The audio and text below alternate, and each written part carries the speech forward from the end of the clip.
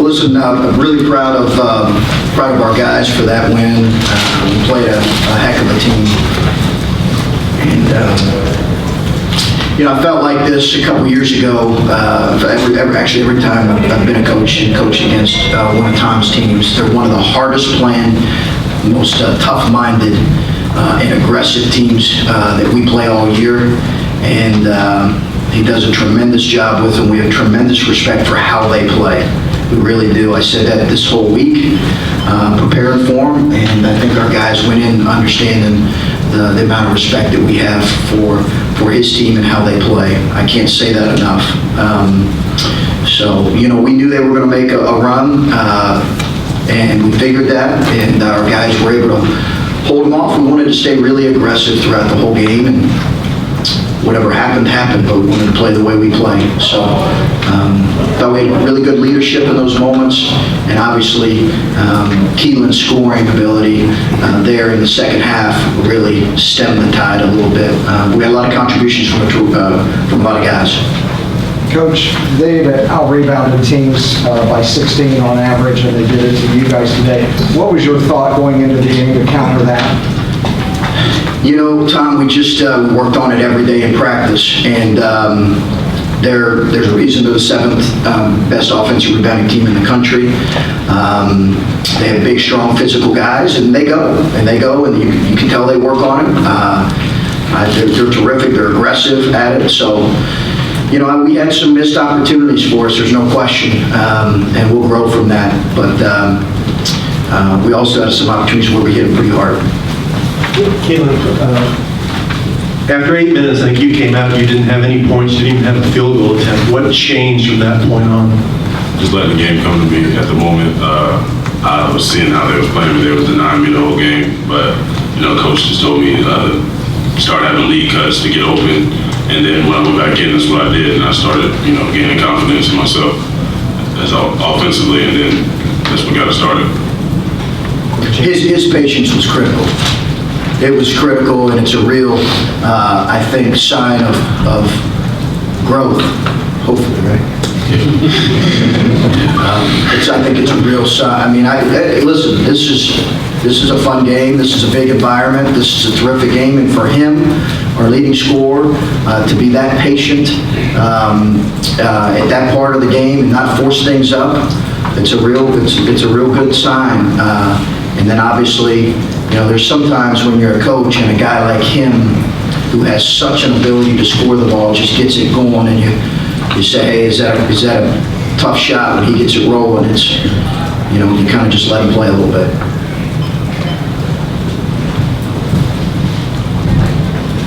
Chris, can you take us through the inbounds play? I mean, how often do they actually work the way you draw them up, and does it get any better than that?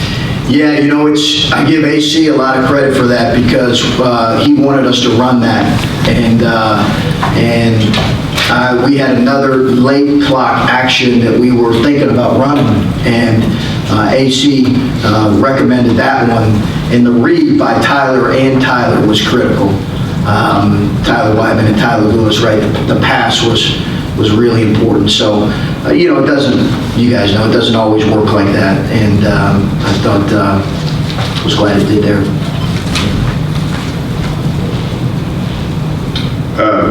For Coach and maybe for Tyler too, I think Tyler only had 6 turnovers, and Indiana's defense is pretty known this year for being much improved, and with all that length, I mean, were you hoping for a figure that low, or have you been surprised that it's that good of a number? Well, we're a team that always takes care of the ball, I feel like, and that's one of my strong points as a basketball player, is taking care of the ball. So if I take care of the ball, I know the team is going to follow suit, and that's what we did today. Yeah, I thought that has to be what we're about, and our turnover percentage has been really good.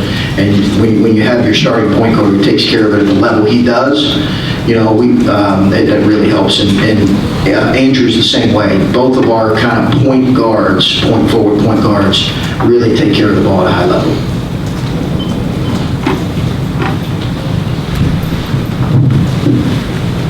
And Andrew, you said you called that play. Why? What did you see? Why did you think that would work there at the end?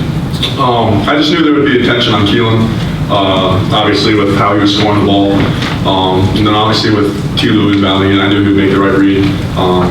Just a spur of the moment thing, just thought I'd put something out there and coach just agreed with it. It's 1 in a million chance, so you gotta agree with every once in a while. Has he done that before? You know, we ask our guys, their thoughts. I think when you have guys that, ACs are on the right, we don't always go with what they suggest, for sure. And I don't always go with what our assistant coaches suggest, but I got to give him credit. We were going to run a similar slip action there late that we practiced, but that was a smart call on his part because Kelan obviously did demand a lot of attention there late. For Andrew, you've been in this program for 4 years now, and everybody's going to focus on that out-of-bounds play that worked really well, but you guys score an inordinate amount of times off out-of-bounds plays, and that dates back to Brad Stevens' time here. What is it about Coach Holtmann's out-of-bounds plays that always seem to work? It's just always the little details. Making sure you hit the right guys with the screens, hard cuts, just setting everything up. And I mean, Coach just draws up great stuff. Got to give him a lot of credit, obviously. But yeah, we just have to set up our guys as well as we can. And when we have guys, like I said, Tulu inbounding the ball, he's going to hit the right guy more often than not.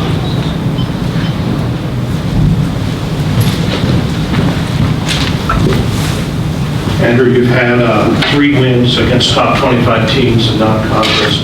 How much confidence does that give you as you get ready for the Big East schedule? Well, we know we have a huge one again against Vermont before the Big East, but obviously this hopefully will give us a little bit more momentum before Vermont and then going into the Big East because we know it's going to be night in and night out great competition.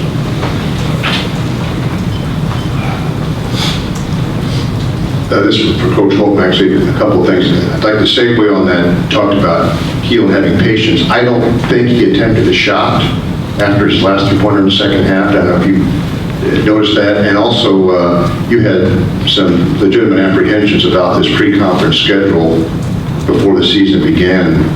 At 10-1 now, what do you think? I'll take it. I did. I wondered if I overscheduled. My terrific athletic director continued to encourage me to put as challenging games as possible out there. So he deserves credit for that.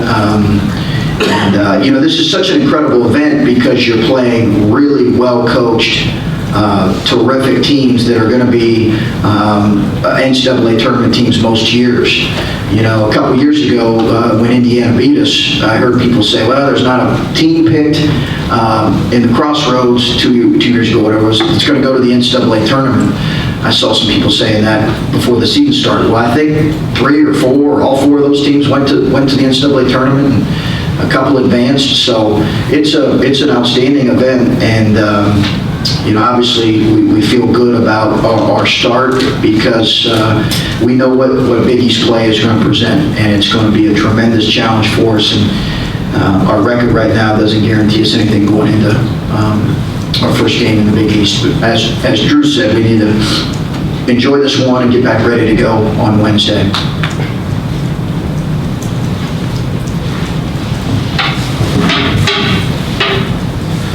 Coach, I think, according to the stats, you guys did not have any fast break points, but you held IU without a 3 until early there in the second half. Was that the plan? Not try to come up, but try to get back and just keep them, or kind of what was the plan there as far as IU's 3s and not going with the fast break stuff? Yeah, I think Tom would probably say they missed some clean ones there in the first half that they normally make. And I think that's the reality. They probably missed some clean ones that they typically make throughout the game. I think we left Blackman a few times we shouldn't have.